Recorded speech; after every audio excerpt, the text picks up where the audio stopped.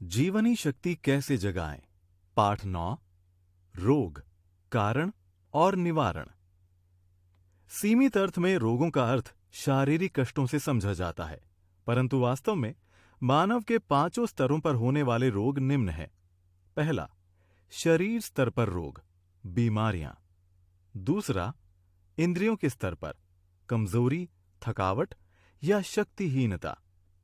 तीसरा, मन के स्तर पर, चिंता या शोक। चौथा, बुद्धि के स्तर पर, भय या अपमान। पांचवा, अहम के स्तर पर, स्वजन के मरने पर वियोग। श्री रामचरितमानस के अनुसार सारे रोगों का एकमात्र कारण पाप ही है।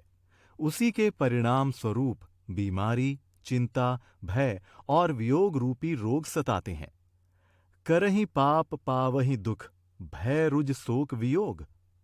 रोग का कारण पाप या भगवान के चरणों का निरादर है। अति दीन मलीन दुखी नितहि, जिनके पद पंकज प्रीति नहीं। उत्तरकांड 13:11। कोई भी क्रिया स्वतः पाप नहीं होती। क्रिया के मूल में जानने की गलती एवं मानने की अपूर्णता ही पाप है। भोजन से जीवनी शक्ति मिलती है, ये हम गलत जानते हैं, ये पाप है। इस गलत जानने के कारण भोजन संबंधी सभी क्रियाएं गलत होती हैं। जैसे हम श्रम से पूर्व भोजन करते हैं, आवश्यकता से अधिक भोजन करते हैं, बिना भूख के और स्वजनों के कहने पर भोजन करते हैं, बिना भगवान का भोग लगाए भोजन करते हैं। परिणाम स्वरूप मल का संचय होकर अनेक रोग और थकावट घेर लेते हैं। यदि हम रोगों का सही कारण जान लें तो हम सदैव के लिए रोगों से छुटकारा पा सकते हैं।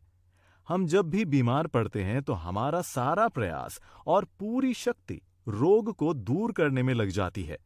हम बराबर इसी प्रयत्न में लगे रहते हैं कि क्या करें जिससे हम निरोग हो जाएं, जबकि हमारा प्रयास ये जानने की दिशा में होना चाहिए कि हम बीमार क्यों पड़े। यदि हम बीमार पड़ने पर कोई दवा लेते हैं तो हमें यह अवश्य सोच लेना चाहिए कि क्या हम दवा न खाने के कारण बीमार पड़े थे, जो दवा खाकर स्वस्थ होना चाहते हैं। सिद्धांत ये है, जिसके न करने से बीमार पड़े उसी के करने से स्वस्थ होंगे, जिसके करने से बीमार पड़े उसी के न करने से स्वस्थ होंगे। इस सिद्धांत के अनुसार हम कार्य कारण के संबंध से भटककर रोग मिटाने का प्रयास कर रहे हैं। इसीलिए सिद्धांतहीन प्रयास के कारण हमारा रोग कुछ समय के लिए या तो छिप जाता है या टल जाता है, नष्ट नहीं होता। छिपा हुआ रोग रूप बदलकर आता जाता रहता है। रोग के कारण का भ्रम। आजकल प्रचलित सभी चिकित्सा पद्धतियों में रोगों के 2 कारण प्रचलित हैं। पहला, बाहरी कारण, दूसरा, आंतरिक कारण। पहला, बाहरी कारण। बाहरी कारण में मौसम का प्रभाव, गलत खानपान अथवा कुपथ्य माना जाता है। सर्दी, जुकाम, खांसी, बुखार होने पर प्रायः लोग यही कहते सुने जाते हैं कि मौसम बदल रहा है, सर्दी अधिक है या वर्षा का प्रभाव है। कुछ कहते हैं कि मैंने अमुक वस्तु खा ली, इसी से रोग आ गया। लेकिन सच्चाई ये है कि रोग का कारण बाहर तो है ही नहीं।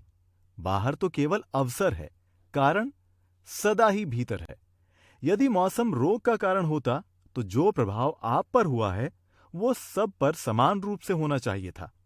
इसी तरह खान पान का दोष या कुपथ्य भी रोग का उतना कारण नहीं है। यदि आपका पाचन ठीक है तो भारी भोजन भी आपके लिए सुपाच्य हो जाएगा। जिस वस्तु के खाने से आप रोगी हुए हैं, उसी वस्तु को खाने से अन्य लोग रोगी क्यों नहीं होते? मौसम की खराबी या कुपथ्य से रोग नहीं होते हैं। यदि आप मौसम से बचने का उपाय करते रहेंगे या क्या खाएं क्या ना खाएं के चक्कर में पड़े रहेंगे तो रोगों का मूल कारण कभी नहीं पकड़ पाएंगे और उसको पकड़े बिना अखंड स्वास्थ्य की उपलब्धि मृग मरीचिका की तरह आपसे दूर भागती रहेगी। दूसरा, आंतरिक कारण। आयुर्वेद की मान्यता है कि वात, पित्त, कफ का संतुलन बिगड़ने या इनके कुपित होने से रोग होते हैं। एलोपैथी कहती है कि रोगों के कीटाणु हमारे भीतर प्रवेश करते हैं, वही रोग पैदा करते हैं। प्राकृतिक चिकित्सा कहती है कि मल संचय के कारण रोग होते हैं। ये तीनों चिकित्सा पद्धतियां अपने अपने कारणों को ठीक कर रोगी को निरोग करने का प्रयास करती हैं, लेकिन वस्तुतः रोगों का कारण ये भी नहीं है। यदि वात पित्त कफ का कुपित होना रोग का कारण है, तो प्रश्न उठता है कि वात पित्त कफ के कुपित होने का क्या कारण है।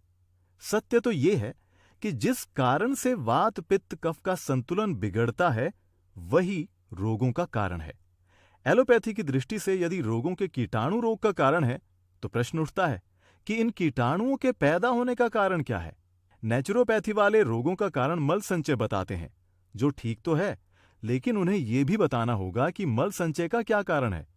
एक बार आप संचित मल को निकालकर रोगी को निरोग तो कर सकते हैं, लेकिन मल संचय तो फिर भी होगा, क्योंकि इसका कारण आप नहीं जानते। सभी कारणों का निवारण शरीर के स्तर पर। Doctor R.T. ट्रॉल MD की परिभाषा सत्य है। वे कहते हैं, शरीर से, शरीर द्वारा, शरीर से मल निष्कासन की प्रक्रिया का नाम ही रोग है। शरीर के अंदर विकार ही रोग के मूल कारण है, क्योंकि ये ही रोग के कीटाणुओं को जन्म देते हैं, उन्हें अपनी ओर खींचते हैं। मल ही उनका भोजन है। कहावत प्रसिद्ध है, जहां कूड़ा वहां कीड़ा। कूड़े के अभाव में कीड़ा टिक नहीं सकता। जिस प्रकार धरती की गंदगी अनेक प्रकार के कीड़ों को जन्म देती है, उसी प्रकार शरीर के अंदर के विकार ही नाना प्रकार के रोगों के कीटाणुओं को पनपने के लिए उपयुक्त आधार प्रदान करते हैं। भोजन शरीर के कोशों का निर्माण करता है और स्वास्थ्य के लिए उपयोगी ही नहीं वरन आवश्यक भी है, परंतु आवश्यकता से अधिक भोजन खाने पर पाचन पर कुप्रभाव पड़ता है।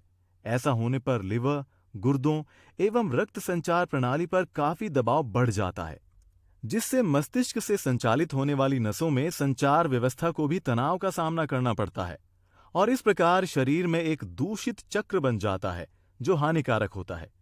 यदि ये प्रक्रिया कुछ दिनों तक लगातार चलती रहती है, तो वो अवस्था आ जाती है जब व्यक्ति की जीवनी शक्ति संतुलन बनाए रखने में असमर्थ हो जाती है। तब संतुलन स्थापित करने के लिए प्रकृति जो प्रक्रिया अपनाती है, वो रोग कहलाता है। भोजन का गलत उद्देश्य लेकर भोजन करने से ही हमारे शरीर में मल संचय होता है। ये मल संचय ही अनेक रोगों को जन्म देता है। चिकित्सा विज्ञान इस बात को स्वीकार करता है कि शरीर में विकारों का संचय होता है। ब्रिटेन में किए गए एक सर्वेक्षण से यह तथ्य सामने आया है कि एक अस्पताल में विभिन्न रोगों से पीड़ित रोगियों में से 90% रोगियों की आंतों में मल एकदम सूख गया था। वो इतना कड़ा था कि चाकू से बड़ी कठिनाई से कटता था।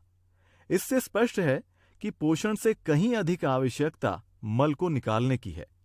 यदि रोग का कोई लक्षण प्रकट होते ही संचित मल निकालने के उपाय किए जाएं, तो कुछ ही दिनों में शरीर पूरी तरह निरोग हो सकता है। इन उपायों में सबसे अच्छा उपाय उपवास है। उपवास काल में जीवनी शक्ति अधिक वेग से भीतर की सफाई करते हुए सभी संचित मलों को थोड़े ही समय में निकालकर रोग मुक्त कर देती है। उपवास के द्वारा न केवल पुराने रोगों से ही छुटकारा मिल सकता है, बल्कि भविष्य में भी रोगों के आने की संभावना मिट सकती है।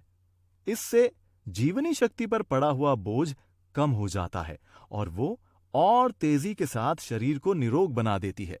रोग की दशा में किसी भी प्रकार का भोजन पहुंचने से रोग बढ़ता है तथा रोगी की आंतरिक दुर्बलता बढ़ती जाती है। जैसे किसी चिकनाई पड़े वस्त्र में किसी रस को सोखने की शक्ति समाप्त हो जाती है और गर्म जल में उस कपड़े को उबालकर ही उसकी वो शक्ति वापस लाई जा सकती है, उसी प्रकार जब तक उपवास द्वारा अपनी जठराग्नि में पड़ी पेट व आंतों की चिकनाई को साफ न कर लें, तब तक वो इस योग्य नहीं हो सकती कि वो भोजन का रस सोख कर शरीर के लिए उससे वांछित पोषण प्राप्त करा सके। यदि श्रम के बाद भोजन और भोजन के बाद विश्राम का क्रम अपना लिया जाए, तो पाचन क्रिया सही ढंग से कार्य करने लगेगी और मल विसर्जन भी संतोषप्रद ढंग से होने लगेगा। सही ढंग से मल विसर्जन का परिणाम ये होता है कि उसके बाद शरीर में स्फूर्ति आती है और क्रिया शक्ति बढ़ जाती है। जब मल विसर्जन के बाद भी शरीर में भारीपन महसूस हो, तो समझना चाहिए कि आंतों में अभी काफी मल भरा है। जब इस संचित मल को निकालने का प्रयास नहीं होता है, तो मनुष्य रोगग्रस्त हो जाता है। पर रोग आने पर भी मनुष्य सचेत नहीं होता और न इस बात का ही पता लगाता है कि रोग क्यों आया और कहां से आया। ऐसा जाने बिना ही वो औषधियों की शरण में चला जाता है। वो ये समझने का प्रयत्न नहीं करता कि रोग तो शरीर में अनावश्यक मल संचय का परिणाम मात्र है और उस मल के निकलते ही रोग स्वतः चला जाएगा। जब ऐसा ना करके वो औषधियों के चक्कर में पड़ जाता है तो उसके लिए उस चक्कर से निकल पाना कठिन हो जाता है। औषधि कभी कभी कुछ समय के लिए रोगों के लक्षणों को दबा देती है और रोगी भला चंगा दिखाई देता है, किंतु मूल में रोग होने से उससे छुटकारा नहीं मिलता। रोग की ऐसी अवस्था में जब पौष्टिक आहार अथवा टॉनिक द्वारा शरीर सुधार की आशा की जाती है, तब निराशा ही हाथ लगती है, क्योंकि मल के कारण आंतों की मल निकालने की क्षमता नष्ट हो गई होती है। जिसे हम रोग समझते हैं, वो प्रकृति द्वारा संचित मल को बाहर निकालकर शरीर को शुद्ध करने का ही एक प्रयास है। भगवान भूख के रूप में प्राणी मात्र में विद्यमान है। इस नाते हमें अपनी खुराक का चौथाई पहले प्रभु अर्पण करके फिर शेष 3 भाग को प्रसाद रूप में ग्रहण करना चाहिए। यही भगवान के चरणों का मुख्य आदर है, और ऐसा न करना भगवत चरणों का निरादर है। सभी सद्ग्रंथों ने अकेले खाने को पाप माना है। श्रीमद् भागवत ने बिना अर्पण किए भोजन करने को दंडनीय अपराध घोषित किया है। यावद भ्रियते जठरम तावत स्वत्वम ही देहिनाम, अधिकम यो भिमन्येत सास्तेनो दंडमर्हति। अर्थात जितने से मनुष्य का पेट भरे उतने पर ही उसका अधिकार है। जो इससे अधिक को अपना मानता है वो चोर है और उसे दंड मिलना चाहिए। इंद्रियों के स्तर पर थकावट का कारण अम्ल है। यदि शरीर में अम्ल का असंतुलन ना हो तो अधिक से अधिक श्रम करने पर भी थकान का अनुभव नहीं होगा तथा हर समय स्फूर्ति बनी रहेगी। अम्ल एकत्र होने का कारण अम्लयुक्त भोजन तथा दूषित विचार हैं। अम्लयुक्त भोजन में चाय, मांसाहारी भोजन, दालें, मूंग को छोड़कर सूखे मेवे आदि प्रमुख हैं। यदि अपने विचारों को स्वस्थ रखते हुए संतुलित एवं समुचित आहार लिया जाए तो अम्ल का प्रभाव समाप्त हो सकता है। मन के स्तर के रोगों का कारण इच्छाएं और आसक्ति है। इसी से चिंता व शोक आता है। चिंता का कारण धन का अभाव या परिस्थिति की प्रतिकूलता नहीं है। यदि इच्छाएं व आसक्ति न हो तो किसी भी स्थिति में शोक नहीं हो सकता। किसी वस्तु की कामना ही इच्छा है तथा इच्छा पूर्ति होने पर आसक्ति का जन्म होता है। इच्छा पूर्ति से लगने वाला सुख इच्छा पूर्ति का नहीं, वरन इच्छा निवृत्ति से प्रकट होने वाला आंतरिक सुख है। चिंता स्वार्थ का दंड है।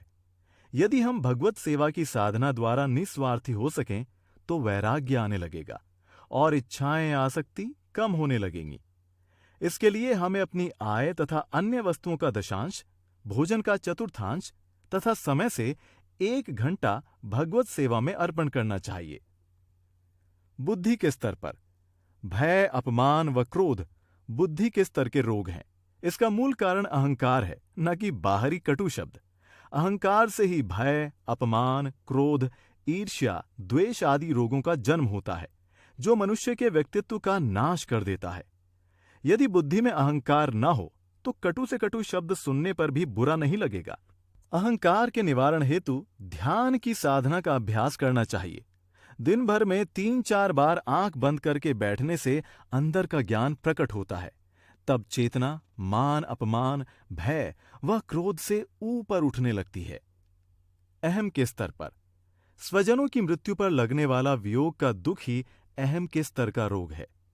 इस दुख का कारण स्वजनों की मृत्यु नहीं, वरन हमारे अहम में उनके प्रति मिथ्या अपनत्व है। यदि मिथ्या अपनत्व न हो तो किसी के भी मरने पर वियोग का दुख नहीं सताता, क्योंकि अपनत्व का संबंध तो केवल परमात्मा से ही है। उसी परमात्मा के हम अंश हैं और परमात्मा से कभी वियोग होता नहीं, अतः रोना कैसा। यदि भगवान के प्रति ऐसा समर्पण हो जाए तो इस रोग से मुक्ति मिल सकती है। संबंधियों के प्रति कर्तव्य है, अपना तो केवल भगवान है। उपरोक्त सारे स्तर एक दूसरे को प्रभावित करते हैं, अतः रोग मुक्ति एक विशाल शब्द है और स्वास्थ्य भी स्व अर्थात अपने स्वरूप में स्थित होना है। इसीलिए सभी स्तर की साधना एक साथ चलानी है, तभी संपूर्ण रोगों से मुक्ति होगी, पाप समाप्त होंगे तथा पाप के परिणाम भी। सभी स्तरों की विस्तृत साधना हेतु पढ़ें योगी और योग साधना।